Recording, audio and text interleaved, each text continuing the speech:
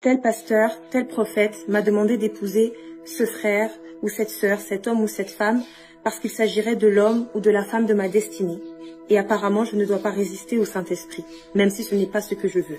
Tel pasteur m'a demandé de donner tout mon salaire ce mois-ci, parce qu'apparemment, c'est un acte de foi qui me permettra de récolter plus par la suite. Alors même si je serai dans le manque, moi et ma famille, ce mois-ci, eh bien je le ferai, parce que je veux obéir à Dieu. Mon pasteur ne veut pas que je donne ma dîme comme tout le monde, mais que je la lui donne en main propre et que je ne fasse pas un chèque à l'ordre. Mon pasteur veut que je garde tel ou tel objet à la maison pour éloigner le mauvais œil de moi. J'ai peur de décevoir mon pasteur, alors j'obéis à tout ce qu'il me dit, même si des fois je n'ai pas envie d'obéir parce que je ne suis pas trop à l'aise avec ses décisions ou avec son comportement. Je ne sais pas si c'est ton discours, si tu as déjà eu à l'avoir, si c'est celui de quelqu'un autour de toi, si quelqu'un subit ce genre de choses. Mais attention, ce n'est pas tout le monde qu'on suit, ce n'est pas tout le monde qu'on prend pour leader, ce n'est pas tout le monde qu'on écoute. La parole nous met en garde et est très claire à ce sujet en nous disant « Bien-aimés, n'ajoutez pas la foi à tout esprit, mais éprouvez les esprits afin de savoir s'ils sont de Dieu. » Qu'est-ce que cela veut dire? Qu'il y a des personnes qui vont venir dans nos vies, déguisées en brebis, mais qui au fond ne sont que des loups ravisseurs. Des personnes qui vont venir, qui vont s'élever, qui vont avoir des discours persuasifs, qui vont bien parler, qui vont bien se tenir, qui vont se présenter d'une façon qui inspire confiance, mais qui pour autant sont des agents du diable, déguisés en anges de lumière. C'est un fléau, c'est un carnage en ce moment dans les églises de Dieu. Il y a énormément de personnes qui se font avoir, qui se font duper, qui se font douiller, qui se font voler, qui se font abuser parce qu'ils manquent de sagesse et de discernement et qu'ils n'éprouvent pas ce qui sort de la bouche de ces personnes.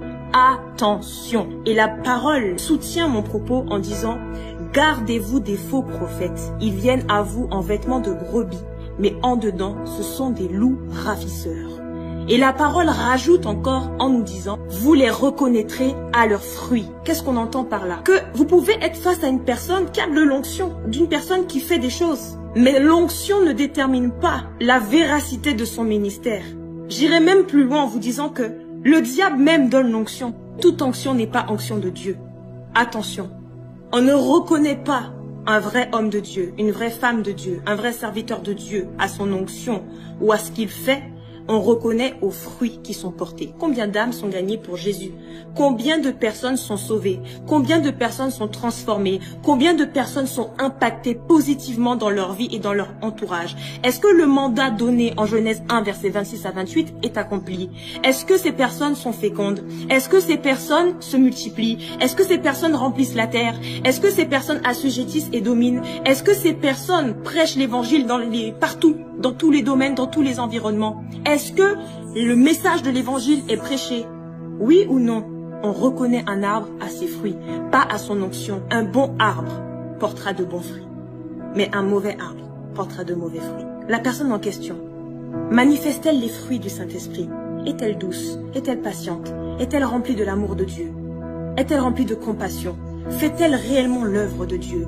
Ou est-ce que elle accuse, méprise, humilie, rabaisse, utilise des stratégies bien déguisées mais qui pour autant te font te sentir mal? Quand cette personne vient devant toi en libérant ses soi-disant grandes paroles prophétiques, comment te sens-tu après? Est-ce que tu te sens en paix? Est-ce que tu te sens en joie? Est-ce que tu te sens enthousiaste? Est-ce que tu sens ce feu brûler en toi pour aller faire des nations des disciples? Est-ce que tu te sens boosté, revigoré? Ou est-ce qu'au contraire tu sens un stress?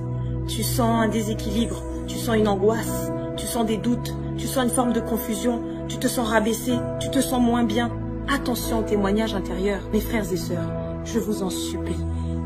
Tenez compte du Saint-Esprit qui habite en vous. Vous êtes les prophètes de vos vies. Vous avez la capacité de déclarer des choses dans vos vies et de déclarer ce que vous voulez voir dans vos vies. Vous avez la capacité d'ouvrir la parole, de la méditer, de l'étudier et de laisser le Saint-Esprit vous instruire afin de prendre des décisions qui seront alignées avec la volonté parfaite de votre Dieu.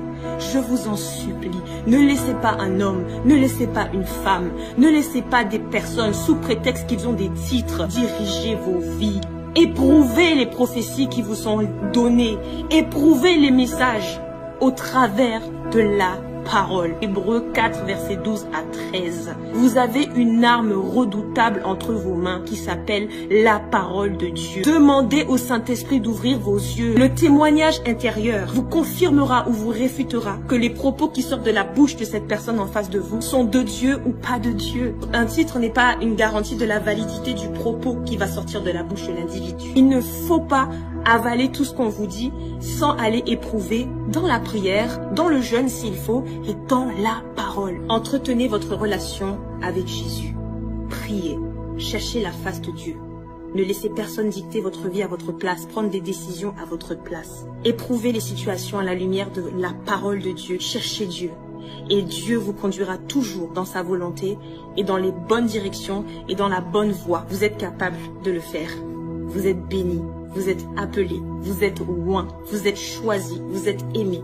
Dieu a tout déployé pour que vous puissiez mener une vie extraordinaire sur cette terre. S'il vous plaît, ouvrez les yeux et restez concentrés. Que Dieu vous bénisse.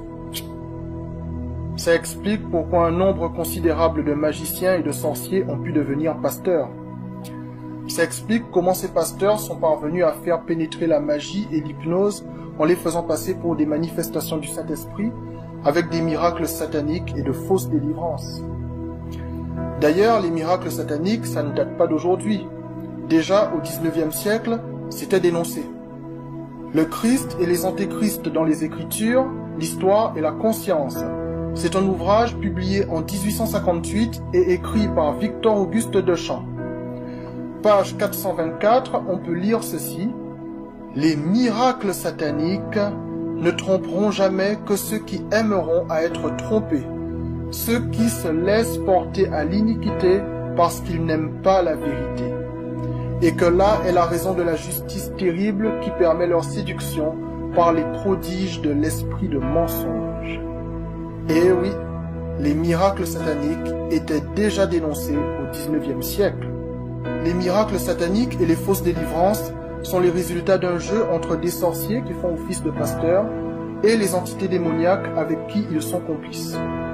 Les démons qui accompagnent le pasteur magicien pénètrent en toi, te possèdent, et le pasteur magicien ordonne aux démons de te quitter. C'est un jeu satanique. C'est le principe de l'antivirus qui te transmet des virus pour te les retirer ensuite. C'est tout simplement ça. Une fois que tu es sous l'emprise d'un sorcier qui fait office de pasteur, il peut te transmettre des démons, te les retirer, te les retransmettre, te les retirer. Bref, pour lui, c'est un jeu.